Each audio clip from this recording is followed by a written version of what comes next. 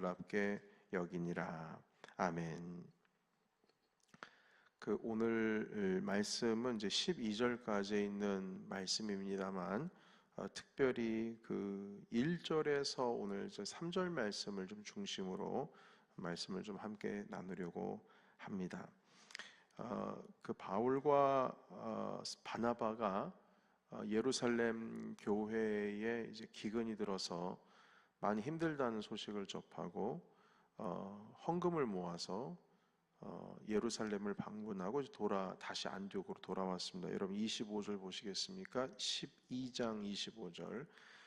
바나바와 사울이 부조하는 일을 마치고 마가라는 요한을 데리고 예루살렘에서 안디옥으로 돌아가게 되었습니다. 자, 그런데 이 안디옥 교회의 구성원들이 기록이 되어 있는데, 먼저 이 바나바와 바울의 파송이 되는 이제 그 과정에서 구성원에 대해서 좀 설명을 하고 있습니다. 안디옥 교회라고 하는 그 교회 자체가 유대인들 중심으로 모인 곳이 아니라 이제 이방인들 중심으로 모여 있는 곳입니다. 물론 유대인들도 그 안에 있죠. 스데반 집사님 핍박으로 인해서 교회가 흩어지게 되었고, 그리고 여러 핍박이 계속 가중화되고, 야고보 사도 돌아가셨고, 베드로도 잡힐 뻔하고, 이래서 이제 스데반 집사님 때의 핍박에서 계속 번져 나가서 디아스포라 유대인들 다 흩어져서 이제 복음을 전하게 된 것입니다. 그리고 그 흩어진 자들 가운데 있어서는 교회를 세운 자들이 있었는데, 오늘 우리가 읽었던 이 안디옥 교회, 우리가 이미 사도행전 함께 살펴보면서 안디옥 교회의 생성 과정에 대한 짧게 한번 말씀을 드렸습니다만, 그래서 이 안디옥 교회도 터키 지역에 사람이 들어가서 이제 거기서 이제 복음이 전파가 되어지고, 사울과 그러니까 바울이죠, 바나바가 그곳에 초청을 받아서 그곳에서 교사로 활동을 하게 됩니다. 우리가 말하고 있는, 성경에서 말하고 있는 교사라고 하는 것은 우리가 보통 생각하는 그런 교사의 수준이 아닙니다. 강론을 할 수 있는 사람입니다. 그러니까 한마디로 이 앞에서 설교를 할 수 있는, 성경에 대한 해박한 지식과, 한마디로 이제 목회자라고 할 수 있겠죠. 그래서 여러분 안디옥 교회의 구성원들에 대해서 오늘 특별히 5명에 대해서 좀 등장을 합니다. 한번 보실까요? 13장 1절. 안디옥 교회에, 자 보십시오, 선지자들과 교사들이 있으니, 그러니까 서로 은사별로 직무가 달라집니다. 선지자도 있었고 말씀을 강론하고 가르치는 교사도 있었습니다.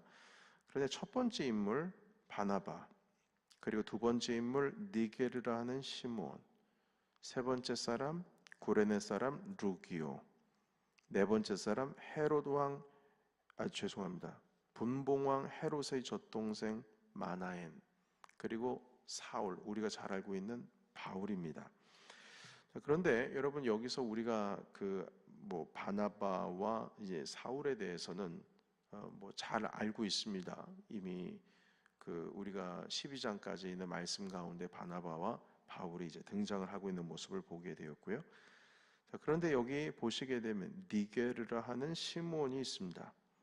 이 니게르라고 하는 것은 여러분 좀 발음상 들어보면 눈치채셨는지는 모르겠습니다만, 이 니게르가 바로 니그로라는 발음에서 나왔습니다. 니그로, 흑인이라는 뜻이겠죠. 그리고 남쪽에 있는 아프리카 지역에서 왔다고 그렇게 말하고 있습니다. 그리고 이 어떤 사람은 이 니게르 시몬을 구레네 시몬, 예수님께서 돌아가셨을 때에 등장하는 구레네 시몬으로 동일인이라고 보는 학자들도 있습니다. 자, 그런데 여튼 흑인일 가능성이 많고, 이 북아프리카 지역에 있는 구레네, 꼭 구레네가 아니라 할지라도 여하튼 흑인입니다. 니게르를 하는 시몬이라고 하는 사람이 있고요. 그리고 또 보시게 되면 구레네 사람 루기오라고 하는 사람이 등장을 합니다. 이 사람도 결국에는 그 아프리카에서 온 사람이겠죠. 그리고 니게르라는 시므온이 사실은 뭐 어떤 신학자든 하는 그 안디옥 교회 설립자라고 가능성을 제시하시는 분들도 있습니다만, 만약 그렇다면 음, 그 흑인이 한마디로 피부색이 있는 자가 교회 수장이 되었다는 뜻입니다. 여러분, 이게 그때 당시에는 이게 정말 파격적인 일이었던 것 같아요. 여기는 아프리카가 아닙니다. 터키 지역이고, 그런데 니그로라고 하는 시몬이 그 이 교회의 설립자였다, 이런 학자들도 있는데, 만약 그게 사실이라면, 여하튼 어떻든지 간에 이 5명이 안디옥 교회를 이끌고 갔던 지도자들이었어요. 그 지도자들 그룹에 그때 당시에는 흑인이 있었다라고 하는 것도 대단한 것이죠. 그래서 여러분, 이 말씀 가운데에 또 하나 등장하는 거 보면은 분봉왕 헤롯의 젖동생 마나인이라는 표현이 있습니다. 여기서 이제 한 가지 좀 살펴볼 텐데, 분봉왕이라고 하는 것은 가이사 아구스토가 로마를 통치하면서 통치의 범위가 너무 넓다 보니까 그 지역에 대해서 잘 아는 한 사람을 픽해가지고 왕으로 세웠습니다. 그런데 이 왕이라고 하는 것은 지방 군주를 의미합니다. 왕이라고 해서 다 같은 왕이 아니고, 가이사 왕과 헤롯 왕과 같은 왕이겠습니까? 아니요. 가이사 왕은 로마 전체를 다스리는 황제고, 이 헤롯은 그 지방 군주입니다. 지방의 왕으로 세워서 로마의 황제가 다 다스릴 수가 없으니까 이 헤롯 왕을 통하여서 유대를 다스리는 것이죠. 그리고 말씀을 드렸듯이 총독이라고 하는 정치 구조도 있습니다. 총독은 가이사의 측근입니다. 그래서 분봉왕들이 잘 다스리고 있는지 보기 위해서 본국에서, 로마에서, 이태리에서 파송을 한 사람들이에요. 그러니까 분봉왕은 다스리고 총독은 그 분봉왕을 잘 견제하고 있는 것이죠. 이런 통치 구조 가운데 있었습니다. 그런데 헤롯이 분봉왕이에요. 그런데 여러분, 이 분봉왕 그 헤롯에 대해서 말씀을 드릴 때, 우리 야고보 사도를 죽인 사람은 헤롯 안티파스라고 해서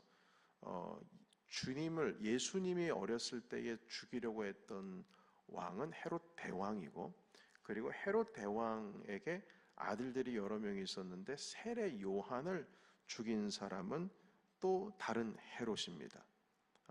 그리고 그 세례 요한을 죽인 헤롯 그 조카가 헤롯 안티파스인데, 이 헤롯이 바로 야고보 사도를 죽이게 되었죠.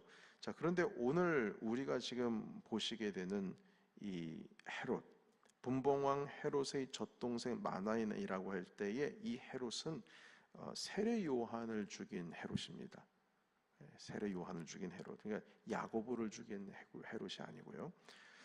그런데 여기서 젖동생이라는 하는 말은, 이 젖동생은 젖을 먹이는 동생이다, 뭐 이런 의미가 아니고요. 한마디로 이제 중마고를 의미합니다. 어릴 때부터 그 왕의 혈족이 커가면서, 여러분, 왕의 혈족들끼리만 놀면 안 되잖아요. 이 공립학교에서 공부를 하는 아이들이 아니라 이 아이들은 왕의 자녀이기 때문에 특별히 개인 교사들이 붙습니다. 그런데 혼자 공부하면 너무 재미없잖아요. 그래서 귀족들 출신의 아이들과 함께 어울려지고 어릴 때부터 같이 크면서 공부할 수 있게 했는데, 그 중마고, 한마디로 엘리트 출신들, 귀족 출신이죠.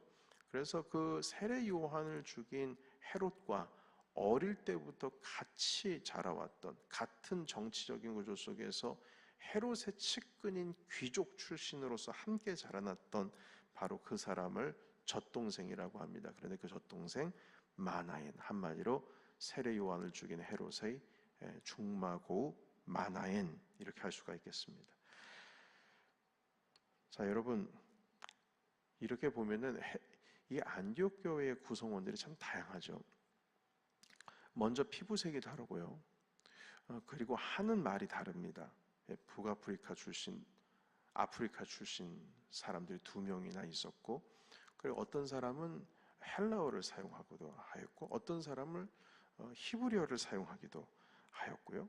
예, 피부색도 다르고 말도 다르고, 또 한 가지는 여기서 가장 귀족다운 사람, 가장 돈 많은 사람, 가장 출신이 엘리트인 사람은 누구였겠습니까? 당연히 헤롯의 젖동생 마나인이라고 할 수 있겠죠. 그런데 이 모든 사람들이 서로 어울려져 있어요. 특별히 마나인 같은 경우에는 이 로마 그 유대 정치 헤롯의 가문과 친밀한 자이기 때문에 어떻게 보면은 이 마나엔 때문에 조금 입장이 좀 난처한 것일 수도 있습니다. 여러분 안 그렇겠습니까? 어, 교회의 성도들을 죽인 자 그 가문의 가장 어릴 때부터 친밀한 사람이 그 교회를 핍박하고 있었던 그 헤롯의 친구가 지금 핍박을 피해서 도망 나온 교회의 지도자가 된다? 여러분 이해가 되십니까? 이 많은 것들이 여러분 이 사도행전 13장 1절 하나만 보면 먼저 교회가 세워지는 것도 참 희한한 것이고요. 그리고 이 교회의 지도자들이 세계 각각 곳곳에서 왔다고 하는 것도 참 희한한 것이고요. 그리고 언어도 다르고 피부색도 다르고 심지어는 출신들도 다 다르고 정치적으로 교회를 핍박했던 사람의 중마고가 있는데 이 사람이 함께 어우러져 가지고 교회를 세운다는 것은 여러분 벌써 지금 설명만 들어도 좀 아찔하지 않습니까? 이게 가능한 것일까? 가능한 것일까? 그런데 가능했다는 거예요. 그러니까 안디옥 교회 이야기가 지금 13장부터 시작이 되지 않겠습니까? 여러분 그 교회는 예수 그리스도를 믿는 믿음, 그 신앙 안에만 있으면은 어느 누구나 다 함께 모여서 하나가 되어야만 합니다.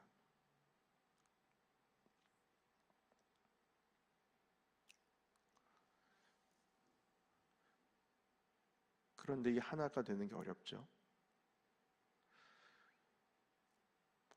그런데 교회는 예수 그리스도를 믿는 신앙만 일치한다면 다른 것은 문제가 될 수가 없습니다. 제가 갑자기 말하다 좀 천천히 드리는 이유는 이 내용의 핵심이기도 하고 제가 강단에서 말을 하면서도 저도 쉽지 않은 일이기 때문에 천천히 얘기하는 겁니다. 내가 이렇게 말할 수 있을까? 내가 이렇게 말할 수 있을까? 다시 말씀드립니다. 교회는 내가 믿는 예수 그리스도, 한 하나님, 한 믿음, 한 세례, 한 주님 안에 있으면 피부색이 다르든 언어가 다르든 성격이 다르든 출신이 다르든 계급이 다르든 있든 없든 배웠든 못 배웠든 다 하나가 될 수 있는 것이 교회입니다. 이건 그리스도인들만 할 수 있습니다. 그리스도인만 할 수 있습니다. 예수 그리스도께서 십자가에 달려 돌아가심으로 에베소의 말씀 보시게 되면 막힌 담이 허물어졌다 이렇게 기록이 되어 있는데 저는 그 에베소 말씀을 오해하고 있었어요. 그 성경을 많이 읽어도 이렇게 부분적으로 읽다 보니까 에베소의 전체적으로 흘러가는 그 분위기에 대해서 모르고 읽고 있었더라고요. 여러분, 주는 평화 막힌 담을 모두 허셨네. 주는 평화 우리의 평화. 이 찬양 부를 때도 이 막힌 담을 허셨다라고 하는 의미가 하나님과 나와의 관계 속에서 막힌 담이 허물어졌다라는 의미로 이해하고 있었어요. 그리고 에베소 교회에서도 주님은 화평이신지라 중간에 막힌 담을 헐어보시고 했을 때 그것을 보고 하나님과 나와의 관계에 막힌 장벽이 허물어졌구나. 저는 이렇게 그냥 대충 이해하면서 성경을 그냥 무의식적으로 읽고 있었거든요. 그런데 언제부터 성경을 보니까 그게 아니에요. 하나님과 우리와의 관계에 막힌 다음에 허물어진 게 아니고 에베소 교회에 있었던 유대인들과 이방인들에 막힌 다음에 허물어진 거예요. 예수 그리스도를 믿는 믿음 안에서 담이 허물어졌다. 담이 허물어졌다. 하나님과 나와의 관계 속에 담만 허물어진 게 아니라 나와 너와의 관계가 담이 허물어졌다. 그래서 성경에 권속이라는 말 되게 많이 씁니다. 권속.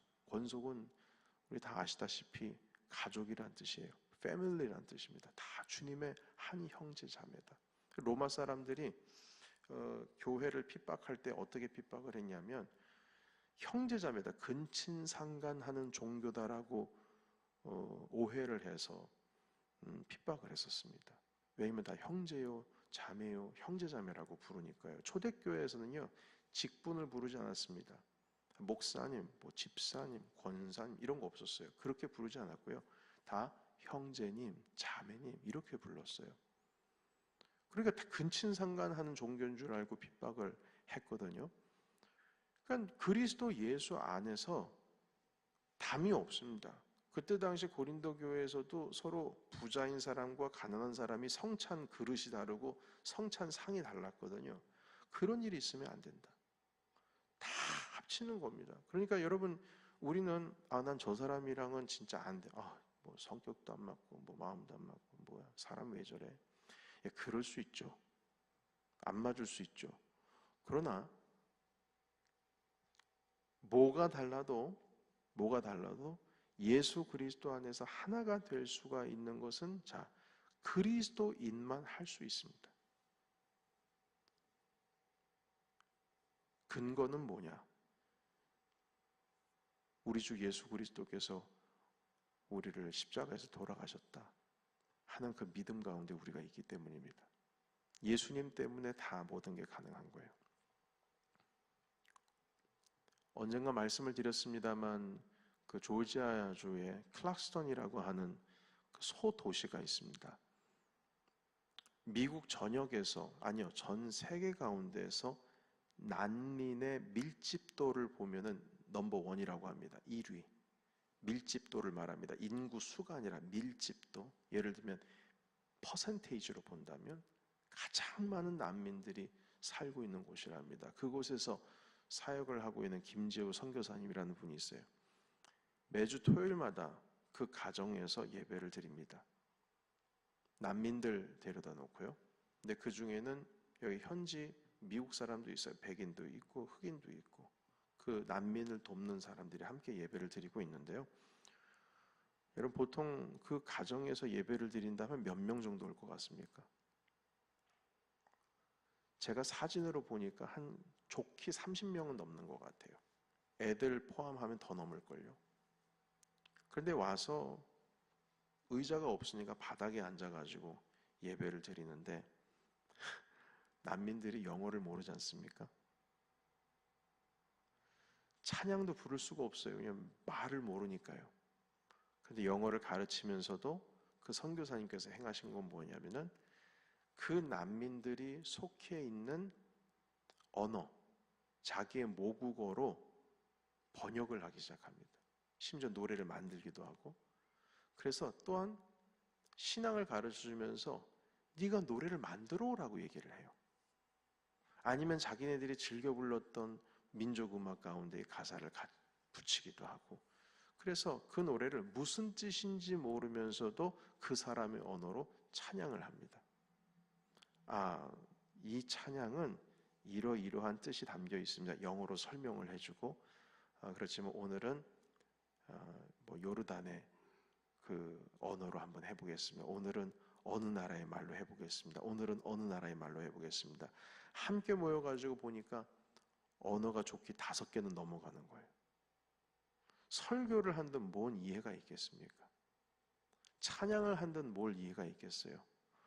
그런데 그렇게 예배를 드리는데 매주 토요일마다 30명 이상씩 사람들이 모여서 예배하고 교제를 나누고 그 같이 음식 자기네 전통 음식 같은 거 가지고 와서 매주 토요일마다 저녁에 모여서 예배를 한대요.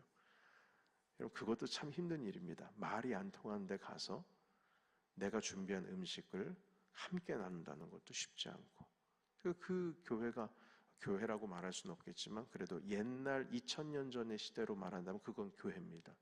왜냐하면 2000년 전엔 가정교회였으니까, 모든 교회가요.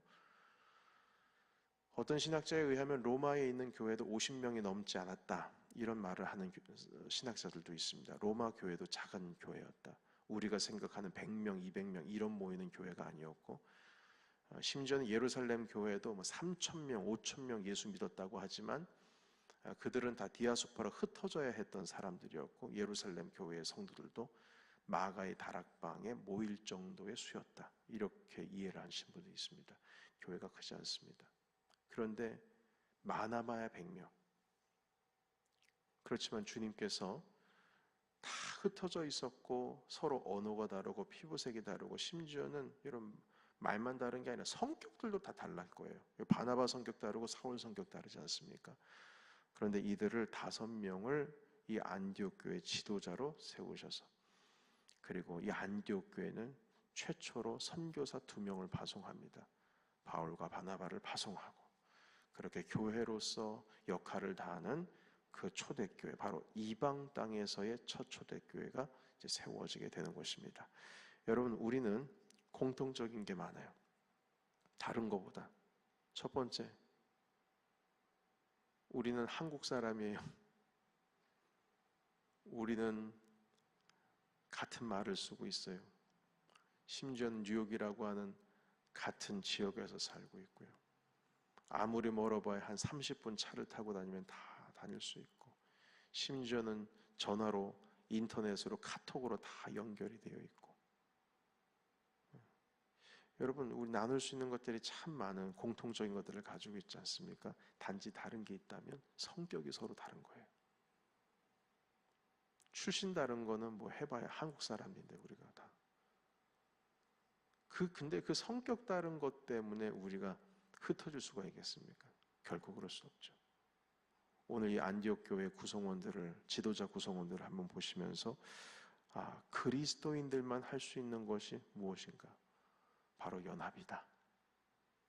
이 말씀 기억하시고, 오늘 주님께서 세우신 이 교회, 하나 되게 하신 것을 힘써 지키라 하신 그 말씀으로써 우리 성도들 삶 가운데 진정한 연합과 하나됨과, 우리 모든 교회 권속들이 한마음 한뜻으로 우리 하나 되신 우리 주 예수 그리스도를 섬기시는 우리 모두가 되시기를 예수 이름으로 축원합니다. 아멘. 기도하겠습니다. 하나님, 안디옥